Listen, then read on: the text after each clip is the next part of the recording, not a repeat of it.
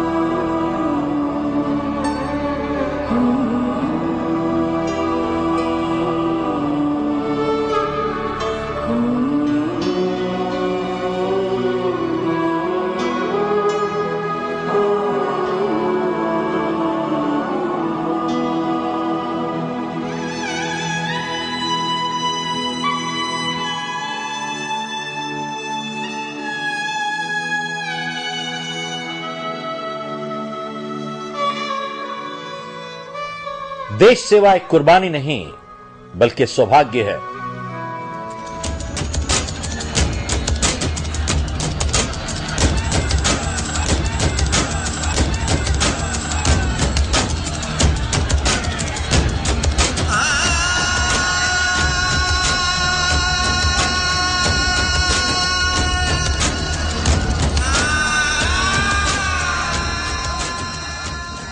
क्या हम आने वाले 50 साल वैसे ही गुजारना चाहते हैं जैसे पिछले 50 साल गुजारे थे?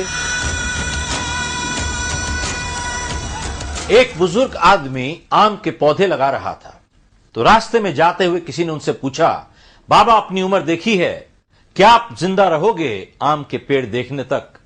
तो उन्होंने जवाब दिया कि जितने पेड़ लगे हुए हैं जिन्होंने मुझे फल और छाया दी है, क्या उन सबको मैंने लगाया था? मेरे पीछे और भी लोग आ रहे हैं। क्या हम आने वाली पुश्तों के लिए जिम्मेदार नहीं हैं? चरित्र निर्माण एक बच्चे के जन्म से ही शुरू नहीं होता, बल्कि उससे भी 100 साल पहले शुरू होता है। हमारे युवक इस देश की 100% जनसंख्या तो नहीं बनाते, लेकिन 100% भविष्य जरूर बनाते हैं। हेलन केलर से किसी ने पूछा कि ना देख सकने से बुरा क्या हो सकता है, तो उन्होंने जवाब दिया, देख सकना और ना देखना उससे भी बुरा हो सकता है।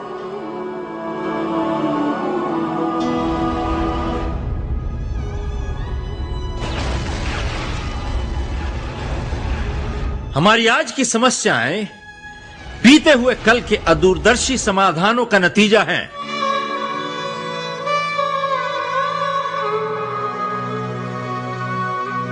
कुछ लोग कहते हैं हमारी डेमोक्रेसी अपने बचपन में है, उसे उभरने में अभी टाइम लगेगा। अक्सर लोग कहते हैं ये शुरुआत की तकलीफें हैं, पर दुख की बात तो यह है ये तकलीफों की शुरुआत है। अगर किसी को बचपन में ही कैंसर हो जाए तो वह जवानी की सुबह कभी देख ही नहीं सकता।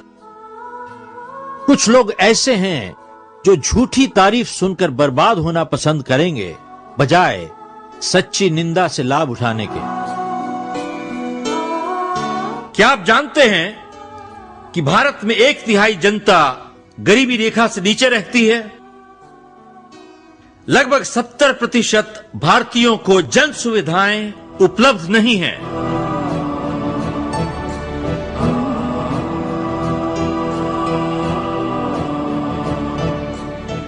एक प्रेस रिपोर्टर ने मुझसे पूछा कि साहब, आपकी किताब की नकली जाली कापियां बिक रही हैं मार्केट में, आपको कैसा लगता है? मैंने अखबार से एक कागज निकाल के दिखाया उन्हें, जिसमें लिखा था कि हिंदुस्तान में हर साल 4000 करोड़ की नकली दवाइयां बिकती हैं। मेरी तो सिर्फ रॉयल्टी ही जा रही है, लेकिन जो नकली दवाइयां खाते हैं उनकी तो जान जा रही है। और किसी दवाई के पैकेट के ऊपर ये वार्निंग नहीं लिखी होती कि उसे किसी पुलिस ऑफिसर को मत बेचिएगा, या जज को मत बेचिएगा, या वकील को मत बेचिएगा, या पॉलिटिशियन को मत बेचिएगा, या उनके बच्चों को मत बेचिएगा। वो भी खाएंगे, उनके बच्चे भी खाएंगे और मरेंगे। आप कहेंगे उसे एक्सीडेंट, मैं कहूंगा मर्डर। कंट्री फर्स्ट का उद्देश्य है अच्छे लोगों और अच्छे कानून द्वारा अच्छा शासन। इसका सपना है हर भारतीय के लिए इज्जत और प्रतिष्ठा से जीना, जो कि उनका जन्म सिद्ध अधिकार है। इसका मिशन है शिक्षा और न्याय के द्वारा आजादी। आजादी किसे कहते हैं?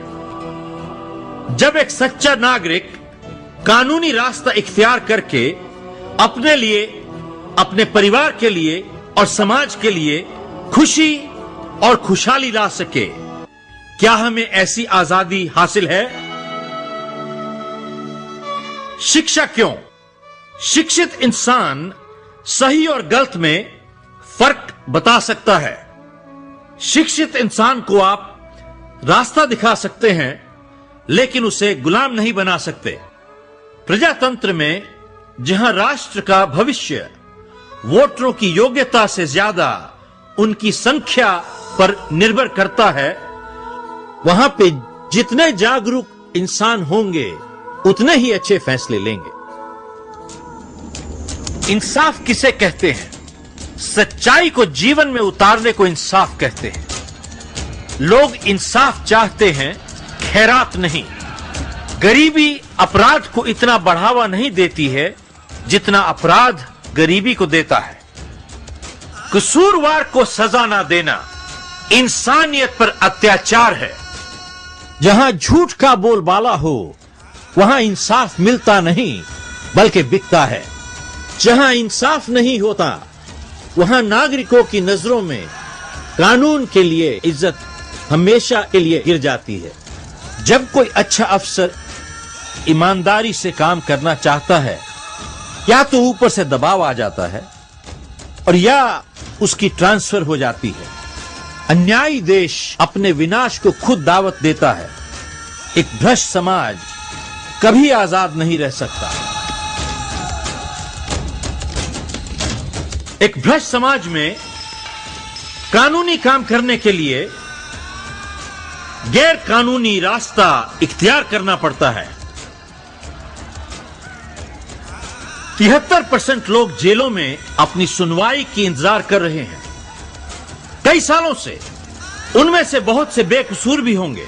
आप और हम भी वहां हो सकते थे। अगर होते तो क्या हम नहीं चाहते कि कोई हमारे लिए आवाज उठाए? और अगर चाहते तो हम उनके लिए क्यों आवाज नहीं उठाते? एक देश सिर्फ नारे लगाने से महान नहीं बनता। देश महान तब बनता है जब उसके नागरिक महान काम करते हैं। अगर इंसाफ पाने योग्य है तो संघर्ष करने योग्य भी है। जब रक्षक और राक्षस के बीच में फर्क ही ना रह जाए तो एक आम नागरिक के पास क्या रास्ता रह जाता है? या तो खुदकशी कर ले या बंदूक उठा ले। खुदकशी करता है तो कायर कहलाता है, बंदूक उठाता है तो अपराधी बन जाता है। हमें अपराध में भागीदार होने में और अपराध के शिकार बनने में फर्क डालना पड़ेगा। मैं एक लाइसेंस के लिए अप्लाई करता हूं और किसी को रिश्वत देके किसी और अच्छे आदमी को बाहर फेंक देता हूं। मैं क्या बन गया? भागीदार। और ये क्या बन गए? शिकार। ये तो लाइसेंस की बात है। अब जीवन मरण की बात कीजिए। किसी का खून बह रहा है, आप उसे अस्पताल ले जाते हैं, कोई पूछने वाला नहीं है। लेकिन आप किसी को रिश्वत दे दीजिए तो उसे 2 मिनट में ले लिया जाएगा। आपका असूल कहता है कि मैं रिश्वत नहीं दूंगा। सवाल यह है कि क्या आप उसे मरने दीजिएगा या रिश्वत दीजिएगा? मैं रिश्वत दूंगा। कानूनी तौर पे मैं एक अपराधी बन गया, लेकिन मैंने जान बचाई इंसानियत तौर पे। सवाल यह है कि क्या मैं अपराध में भागीदार था या अपराध का शिकार बन गया? मेरा पूरा विश्वास है कि 99% हिंदुस्तानी सच्चे और ईमानदार हैं। वो अपराध में भागीदार नहीं हैं, बल्कि अपराध के शिकार बन चुके हैं। एक जमाना था जब अपना काम जल्दी कराने के लिए पैसे देने को भ्रष्टाचार कहते थे, लेकिन आज भ्रष्टाचार जबरदस्ती पैसे ऐंठने को कहा जाता है। अगर आप मुझे पैसे नहीं दीजिएगा तो मैं आपका जीना हराम कर दूंगा। जब औहदे और वर्दी वाले हफ्ता इकट्ठा करते हैं, इसी को ऑर्गेनाइज्ड क्राइम कहते हैं। प्रजातंत्र में हर नागरिक का हक है कि वो बेइंसाफी के खिलाफ शांतिपूर्वक आवाज उठा सकें। अगर आप गांधी जी की जिंदगी देखें, उन्होंने हर अंग्रेजी कानून तोड़ा था। वो कहते थे, आप बनाइए, मैं तोड़ूंगा। जो इंसान कानून तोड़ता है वो अपराधी कहलाता है। तो इसका मतलब यह है, गांधी जी से बड़ा अपराधी कोई था ही नहीं। उन्होंने एक बात कही थी कि देश के कानून से ऊंचा इंसानियत का कानून होता है। गांधी जी ने मद्रास में कहा था,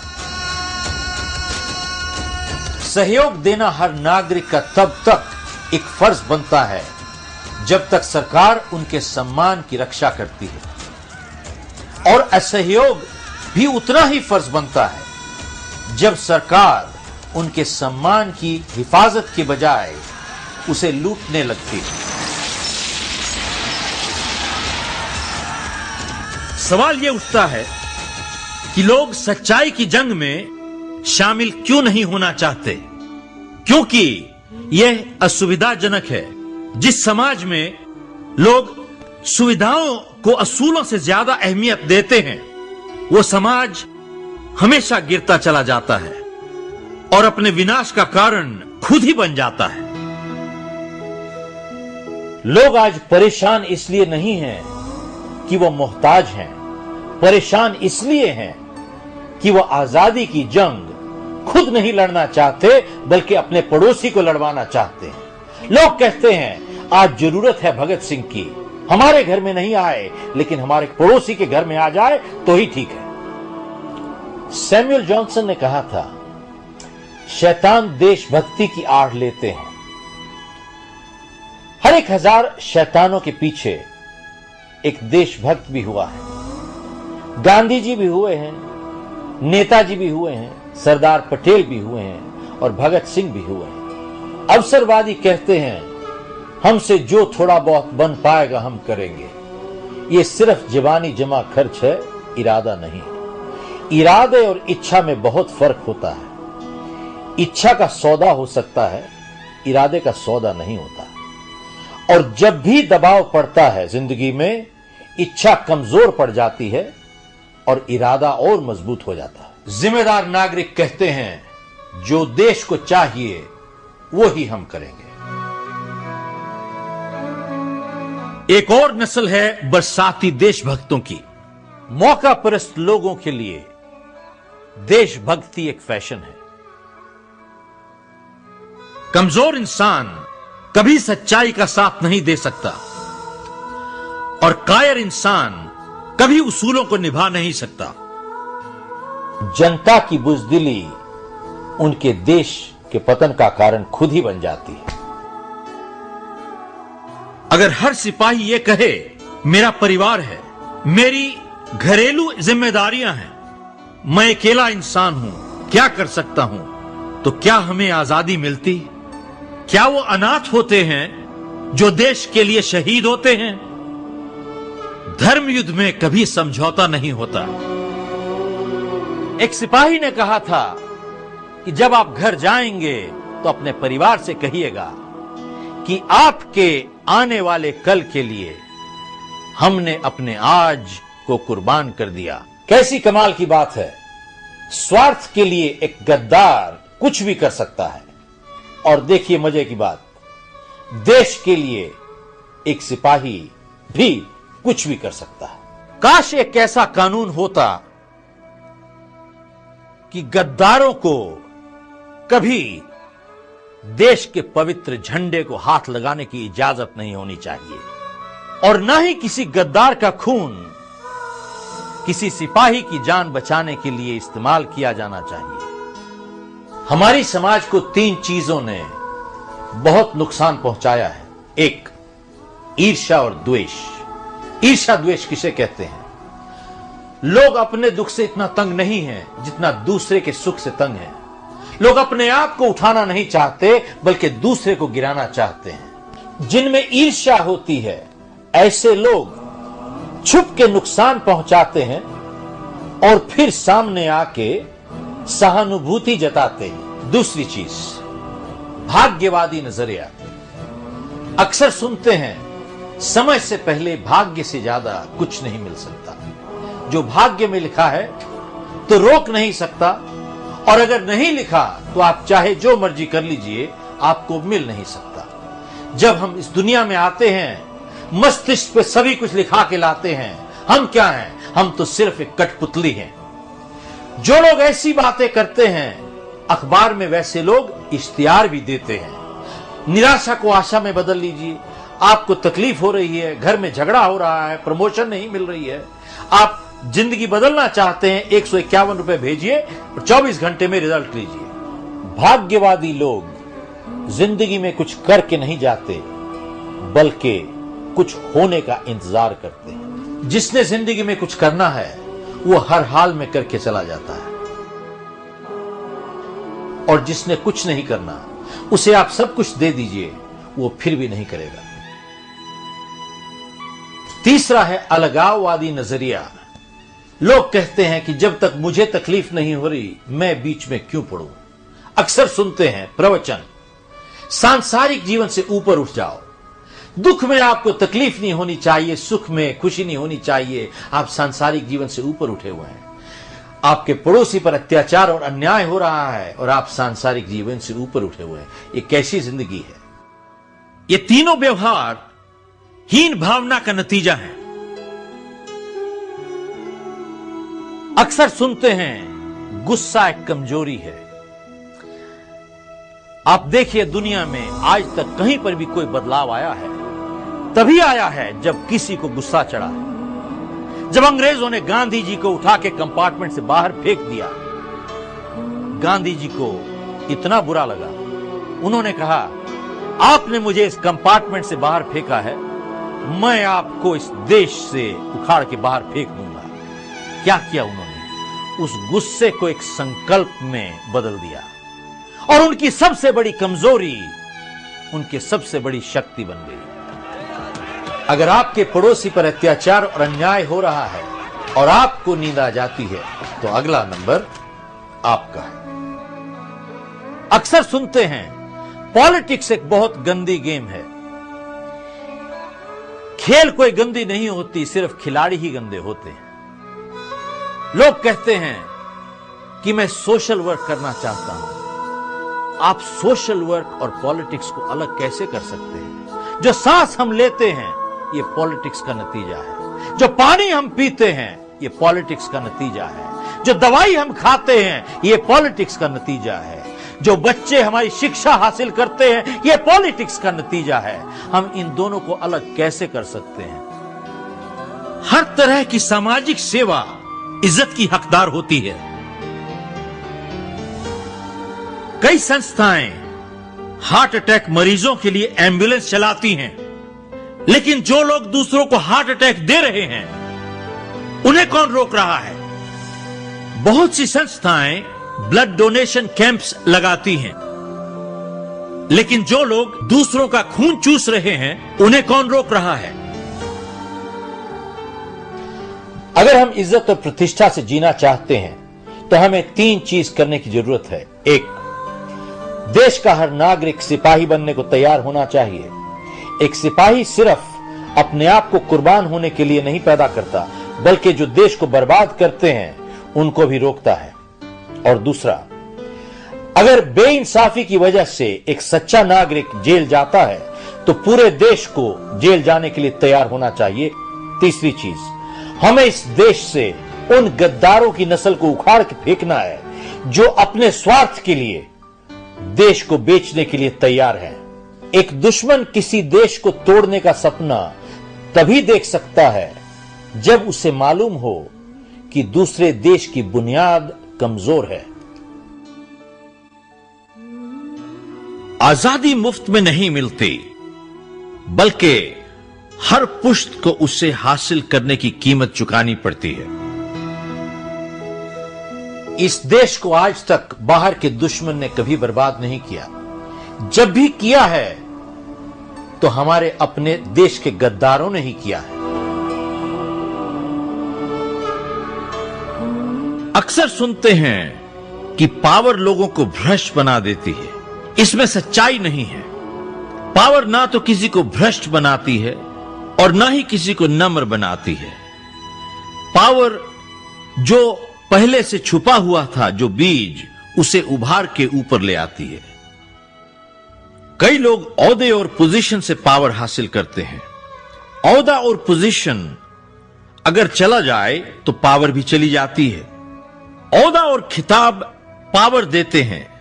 IAS, IPS, MD, CEO, minister. Positions लोगों को अथॉरिटी देती है और अथॉरिटी पावर देती है, लेकिन सिर्फ अच्छे व्यवहार से ही इज्जत मिलती है। इंडियन कॉन्सुलेट ने ह्यूस्टन में 500 जाली पासपोर्ट रिश्वत लेके इशू किए हैं। हम आतंकवाद की बात करते हैं। सबसे बड़ा सवाल यह है कि आतंकवादी है कौन? जिसको नकली पासपोर्ट मिला या जिसने नकली पासपोर्ट इशू किया? हम लोग हिंदुस्तान में इन्वेस्टमेंट्स की बात करते हैं। Doctor PR Hague, Swiss deputy minister, ने कहा कि हिंदुस्तानियों का 2,500 बिलियन डॉलर स्विस बैंकों में पड़ा हुआ है।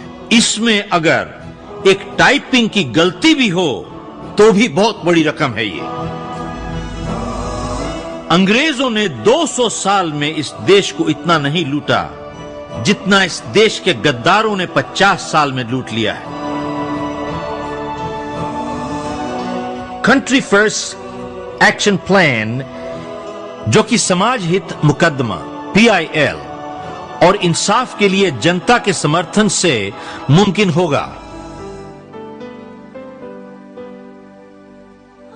क्या आप जानते हैं कि तकरीबन 4,000 लेजिस्लेटर्स में से 700 का क्रिमिनल रिकॉर्ड है? एक समाज खतरे में पड़ जाता है जब आदेश देने का अधिकार उन्हें दिया जाए जिन्होंने खुद कभी आज्ञा का पालन करना सीखा ही ना हो। जिन्हें हम अपने बच्चों का गार्डियन बनाने को तैयार नहीं हैं, उन्हें हम देश का गार्डियन क्यों बना देते हैं?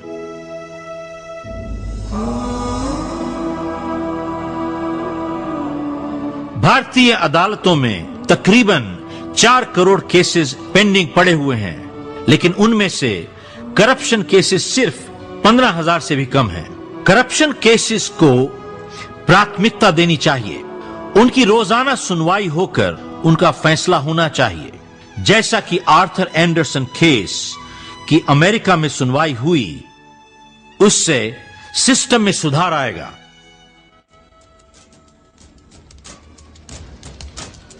गवाह अपने बयान से क्यों बदल जाते हैं?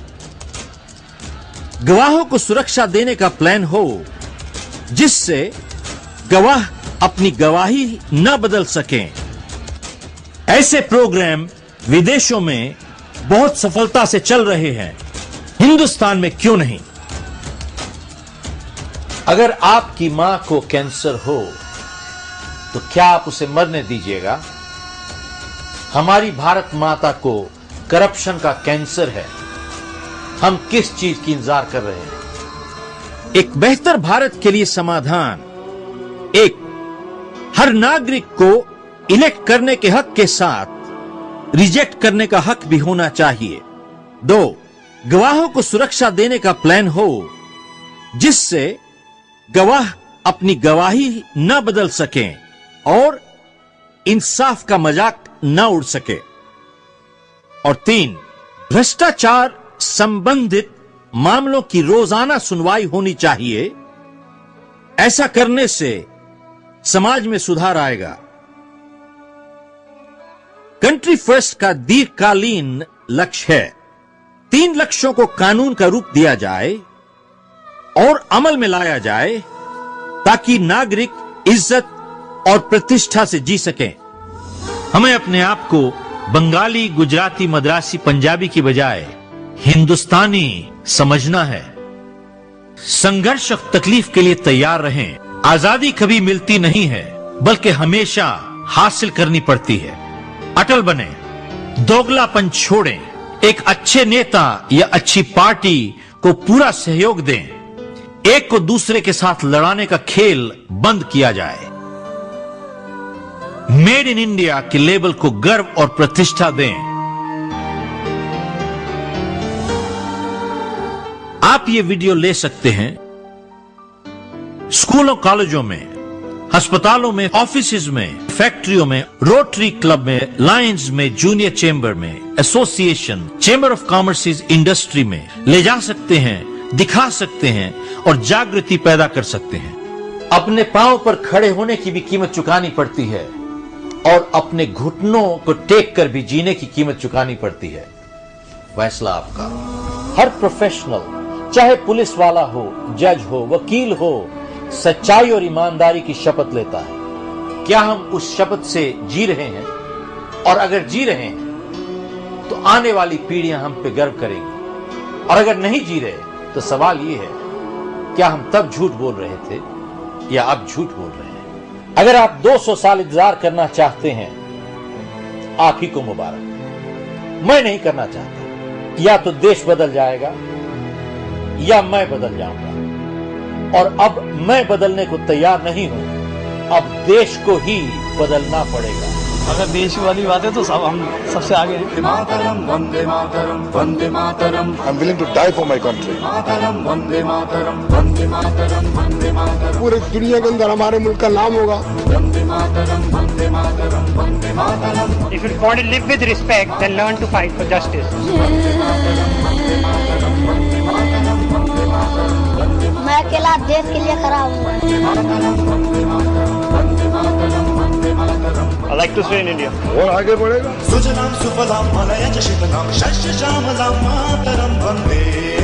I would love to change for my country. हम ये शपथ लेते हैं कि देश के लिए लड़ेंगे और देश के लिए मरेंगे। Yes, I'm proud to be an Indian. देश के लिए जान भी हाजिर है। वंदे मातरम वंदे मातरम वंदे मातरम वंदे मातरम। हम अपने शहीदों का खून बर्बाद नहीं होने देंगे। This is my country. I am responsible to my country and I owe it to my country. अगर हम बदल जाएंगे तो देश अपने आप बदल जाएगा। वंदे मातरम वंदे मातरम वंदे मातरम। मैं देश के लिए जरूर लड़ूंगा। I'll stand alone for my country. Well, I'm proud to be an Indian and I love to stay. It's a beautiful country. देश का भविष्य काफी उज्जवल है। But if somebody is there to lead the country for a change, I'll definitely support him and will also help generate support for that person. Vande Mataram Vande Mataram Vande Mataram Vande Mataram Vande Mataram Vande Mataram Vande Mataram Vande Mataram Vande Mataram Vande Mataram Vande. If my country lives, my mother will live.